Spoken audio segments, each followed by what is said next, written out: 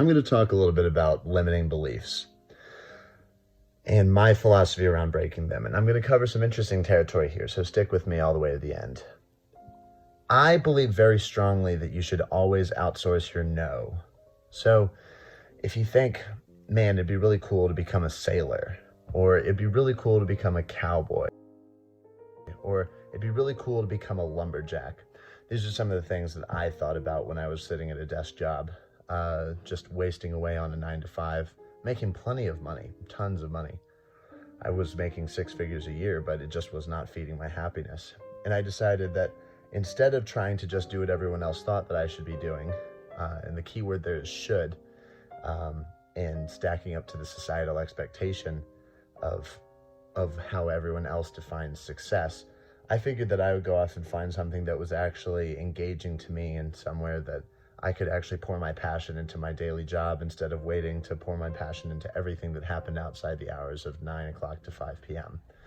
So I developed the idea that it's really important to outsource your no. Let someone else give you a no instead of you telling yourself no. And what that requires you to do is you have to actually go and look for a no. You have to go and pursue the opportunity for someone else to decline you the opportunity to move forward with your dream. But the great thing about that is, even though you are going and asking for it and requesting someone else to give you a no, you're letting someone else give you the opportunity to say no instead of you telling yourself no. And guess what? I've found that more often than not, you get a yes. And that's far more powerful and far more interesting than if you just said, I can't do that. There's no way that I can do that. That's not for me. I'm not going to be able to do it. So go out and try and find a no. Call people. Get on the phone. There's no excuse. There's no alternative. Emails are worthless. Call people. Find somebody who's in a position who is doing what you want to do. Call them. Ask them at an informational interview type setting, like, hey, I'd like to ask you a few questions. What is it that makes somebody really good at what you do? What are some of the traits that make somebody successful at what you're doing? What makes somebody an ideal candidate to join you in what you're doing? And then once you understand what that type of person's looking for, use that as a tailoring method. Tailor how you're going to be presenting yourself sales-wise to other individuals in that world.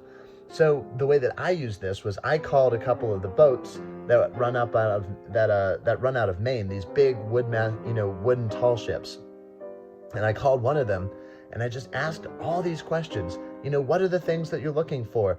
What do you guys like to look for in deckhands? And there was, they like manual labor jobs, and if you can sing, and if you're good with customer service, and if you're intelligent and can carry a conversation, and you've had interesting careers in the past. And me coming from a real estate background, a geology degree, which was super helpful for being able to talk about the local area and, knowing a bunch of knots from being a Boy Scout, I was perfectly suited to being a deckhand. And that's exactly what I did. And that's how I pursued my path forward. I used that information to tailor a sales pitch to each of these other boats to sell myself to, and I ended up getting 2 different job offers. And it's really not surprising if you follow this pattern. Call somebody, figure out what they want in that position, use that to tailor yourself talking to other people, and figure out exactly and become exactly the person that they need. Then you give them the opportunity to tell you no. And if they say no, then great, that's a door closed. But guess what? You at least tried. You tried to make it happen, and maybe you learned something along the way that's going to help you figure out a way to move towards something better in the future. The point is that let someone else tell you no for your dreams. Let the world shut it down rather than you deciding that it's just, it's not for me, I can't do it. If you're passionate about something, let someone else shut it down. This isn't a key to getting all the way to the end goal.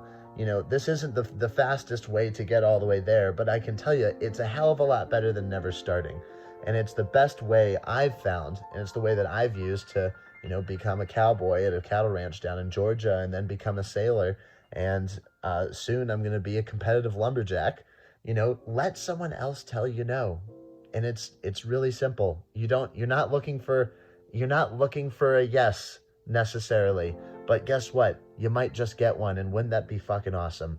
So that's all I have to say about my personal philosophy around letting someone else tell you no. But hey, reach out to me at the Ortlip on Instagram if you have any questions. I love talking to people about this stuff, and it gives me so much joy when my friends or new acquaintances are reaching out for something that's better for them than what they currently have. So, peace, guys.